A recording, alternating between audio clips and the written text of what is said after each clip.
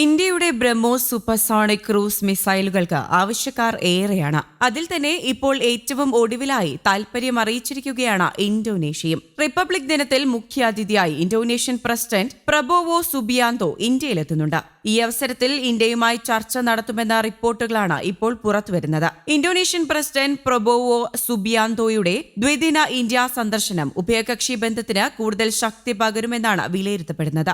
വിവിധ മേഖലകളിൽ സഹകരണം വർദ്ധിപ്പിക്കുന്നതിനായി ഇരു രാജ്യങ്ങളും തമ്മിൽ ഒട്ടേറെ കരാറുകൾ ഒപ്പുവയ്ക്കാൻ പദ്ധതിയിടുന്നുണ്ട്. പ്രതിരോധം, സുരക്ഷ, വ്യാപാരം, ആരോഗ്യം, നിക്ഷേപം, കണക്ടിവിറ്റി, ഊർജം, ഉഭയകക്ഷി സഹകരണം, ടൂറിസം എന്നീ വിഷയങ്ങളിൽ ചർച്ചയുണ്ടാകുമെന്നാണ് റിപ്പോർട്ടുകൾ സൂചിപ്പിക്കുന്നത്. വേഗതയ്ക്കും കൃത്യതയ്ക്കും പേരുകേട്ട ബ്രഹ്മോസ് മിസൈലുകൾക്ക് രാജ്യാന്തര ആയുധ വിപണിയിൽ ആവശ്യക്കാർ ഏറുകയാണ്. ഇന്ത്യയുടെ പ്രതിരോധ ഗവേഷണ സ്ഥാപനമായ DRDOയും റഷ്യയുടെ NPOMഉം സംയുക്തമായി വികസിപ്പിച്ച സൂപ്പർസോണിക് ക്രൂസ് മിസൈലാണ് ബ്രഹ്മോസ്. കുറഞ്ഞത് 3 രാജ്യങ്ങൾ ബ്രഹ്മോസ് വാങ്ങുന്നതിന് ഇതിനോടകം തന്നെ താൽപര്യം പ്രകടിപ്പിച്ചുകൊണ്ട് രംഗത്തെത്തിയെന്ന് റിപ്പോർട്ടുകളുണ്ട്. ബ്രഹ്മോസ് ക്രൂസ് മിസൈൽ വാങ്ങുന്നതിന് വിയറ്റ്നാം, ഇന്തോനേഷ്യ, UAE എന്നീ രാജ്യങ്ങളും മുന്നോട്ട് വന്നിട്ടുണ്ട്. ഇവരുമായുള്ള ചർച്ചകൾ പുരോഗമിക്കുകയാണ് എന്നാണ് BrahMos aerospace MD Alexander B. മെക്സിച്ചേവ് വെളിപ്പെടുത്തിയത്. റഷ്യൻ വാർത്താ ഏജൻസിയോടായിരുന്നു അദ്ദേഹത്തിന്റെ പ്രതികരണം. ഈ 3 രാജ്യങ്ങളുമായും ബ്രഹ്മോസ് മിസൈൽ കരാർ ഒപ്പിടാൻ സാധ്യതയുണ്ടെന്ന് വ്യക്തമാക്കിയ അലക്സാണ്ടർ ഈ രാജ്യങ്ങളുമായുള്ള ചർച്ചയുടെ കൂടുതൽ വിശദാംശങ്ങൾ വ്യക്തമാക്കാൻ തയ്യാറായിരുന്നില്ല. ബ്രഹ്മോസ് മിസൈൽ ആദ്യമായി വാങ്ങിയ രാജ്യം ഫിലിപ്പീൻസ് ആയിരുന്നു. $37.49 കോടി, അതായത് ഏകദേശം 2800 കോടി രൂപയ്ക്കാണ് ഫിലിപ്പീൻസ് ബ്രഹ്മോസ് വാങ്ങിയത്. ഇന്ത്യയിലെ ബ്രഹ്മപുത്ര നദിയുടെയും റഷ്യയിലെ മസ്ക്വ നദിയുടെയും പേരുകൾ ചേർത്താണ് ലോകത്തിലെ ഏറ്റവും വേഗതയുള്ള ക്രൂസ് മിസൈലായ ബ്രഹ്മോസ് നിർമ്മിച്ചിരിക്കുന്നത്.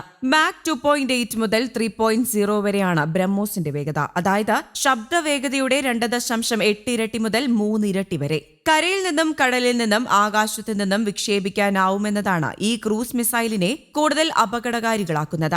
ഇന്ത്യയുടെ കര, നാവിക, വ്യോമ സേനകളുടെ ഭാഗമാണ് ഇപ്പോൾ ബ്രഹ്മോസ്. വകഭേദങ്ങൾക്കനുസരിച്ച് 300 മുതൽ 500 കിലോമീറ്റർ വരെ റേഞ്ചുള്ള ബ്രഹ്മോസ് മിസൈലിന് റഡാറുകളെയും മിസൈൽ വേദ തോക്കുകളെയും മിസൈലുകളെയും മറികടന്ന് ലക്ഷ്യത്തിലെത്താൻ സാധിക്കും. ബാലിസ്റ്റിക് മിസൈലുകൾ ഭൂഗുരുത്വം ഉപയോഗിച്ചാണ് പകുതി ദൂരത്തിന് ശേഷം സഞ്ചരിക്കാറുള്ളത്. എന്നാൽ ബ്രഹ്മോസ് പോലുള്ള ക്രൂസ് മിസൈലുകൾ വിക്ഷേപിക്കുമ്പോൾ മുതൽ തന്നെ ലക്ഷ്യത്തിലെത്തുന്നതുവരെ ഇന്ധനം ഉപയോഗിച്ചാണ് സഞ്ചരിക്കുക.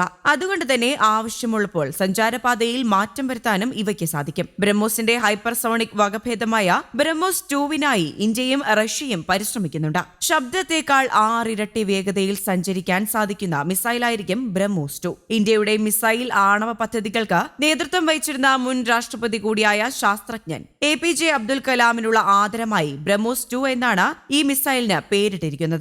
2005 ബ്രഹ്മോസിന്റെ ആദ്യ പതിപ്പ് പരീക്ഷിച്ചത്. INS രജ്പുത്തിൽ നിന്നായിരുന്നു അത്. 2007 കരയിൽ നിന്നുള്ള പരീക്ഷണം നടത്തുകയുണ്ടായി. 2015 കടലിൽ നിന്നുള്ള പരീക്ഷണവും നടന്നു. 2017 സുഖോയ് 30 നിന്നും ബ്രഹ്മോസ് പരീക്ഷിച്ചു. മിഗ്, തേജസ് വിമാനങ്ങളിലും ഉപയോഗിക്കാനാവുന്ന ഭാരം കുറഞ്ഞ മിസൈലായിരിക്കും ബ്രഹ്മോസ് 2.